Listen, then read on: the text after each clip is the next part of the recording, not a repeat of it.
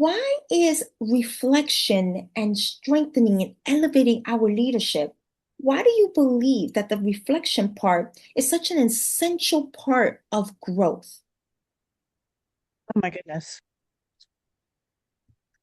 As a college administrator, and I'm going to tell a story to kind of share this point.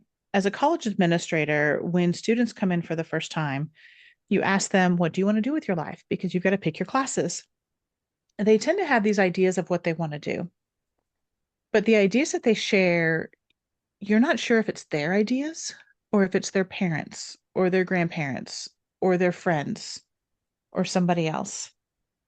And it's not until they get into school that they really realize, I don't like that class. I don't like art. So maybe I don't want to be an art major, or I really didn't like psychology, or I am horrible at math. So I don't want anything in the math area. We do that same thing as adults. We go through life doing what we think we should do, not realizing if it is input from what we wanted to do as kids or what we are emulating what our parents did or grandparents or friends or social media input. And sometimes we have to stop and go, am I really happy and satisfied with what I'm doing? And if not, that's when you stop and you reflect. Because when you reflect, the key is that you have to be honest with yourself, completely honest. When I do this work, I'm really saying, the very first thing is, are you a selfless or selfish leader? Are you selfish because you're doing it only for your own purpose?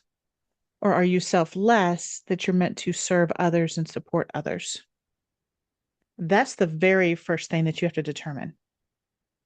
Then we go through and look at your purpose.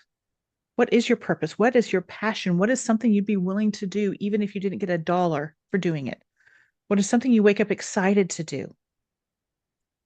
And then also developing that vision so that you know where you want to go. Because if you have that vision, and at the same time, when you have that vision, as long as you imagine yourself reaching that vision, overcoming obstacles along the way, knowing that, hey, if plan A doesn't work, it's okay. I might get some resistance, but what is my plan B? And what is my plan C? And what is my plan D? So the reflection piece is the foundation of it all. Because if you answer those questions, all of your decisions moving forward are going to be much easier.